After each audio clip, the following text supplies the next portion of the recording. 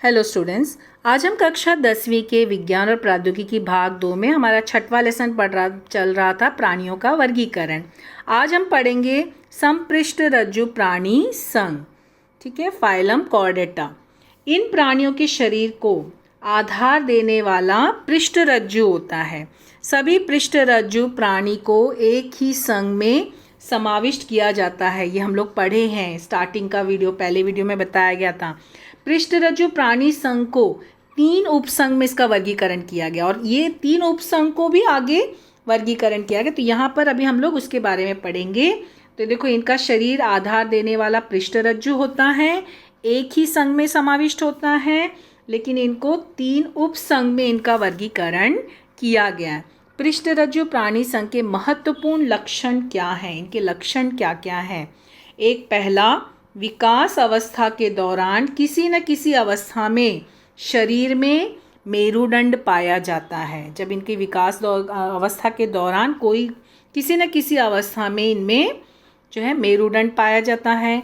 विकास के दौरान किसी न किसी अवस्था में ग्रसनी क्लोम छिद्र पाए जाते हैं। क्लोम छिद्र जान रहे हो ना, ग्रसनी क्लोम छिद्र, इसे ये लोग जो श्वसन क्रिया करते हैं।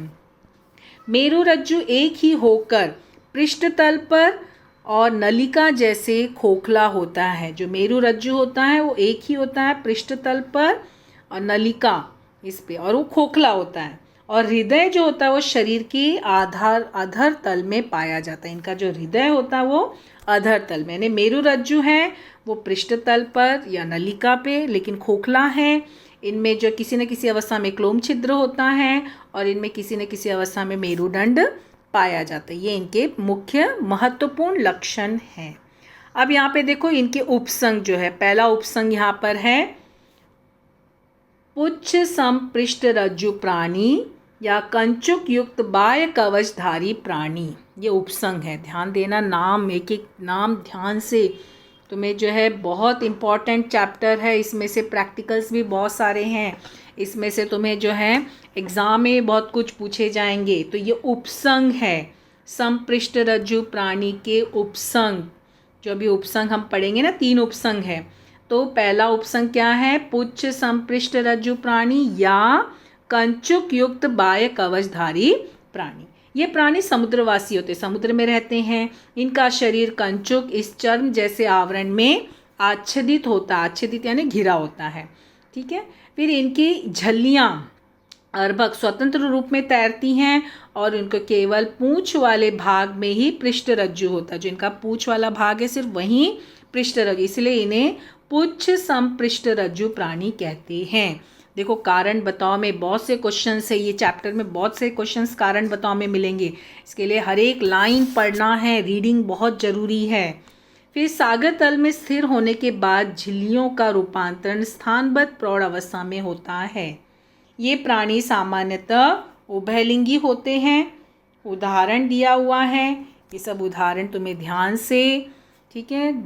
डोलियोलम के बारे में देखो यहाँ दिया है, और फिर उसके बाद हर्डमानिया, देखो ये इनकी आकृति है, ठीक है। तो यहाँ पर ये जो है इनके उपसंघ, पहला उपसंघ। यहाँ पर देखो ये भी दूसरा उपसंघ क्या है, यहाँ पर शीर्ष संपृष्ठ रज्जु प्राणी। अगला उपसंघ है शीर्ष संपृष्ठ रज्जु प्राणी, ठीक है। ये छोटी मछलियों के आकार जैसे सागर निवासी प्राणी हैं। इनमें पृष्ठ रज्जु संपूर्ण शरीर के लंबाई इतना होता है। जो इनका पृष्ठ रज्जु है वो पूरे शरीर के लंबाई के इतना होता है। ग्रसनी जो होती है बड़ी होकर इसमें क्लोम छिद्र होते हैं। ग्रसनी बड़ी है, उसमें क्लोम छिद्र होते हैं, तभी तो श्वसन क्रिया कर पाते हैं। और ये प्राणी एक लिंगी होते हैं, ठीक है। तो यहाँ पर देखो ये एम्फीऑक्सिस जो है, यहाँ पे देखो ये उसका आकृति बनी है। ये कौन से इसमें आया? शीर्ष संपृष्ठ रज्जु प्राणी।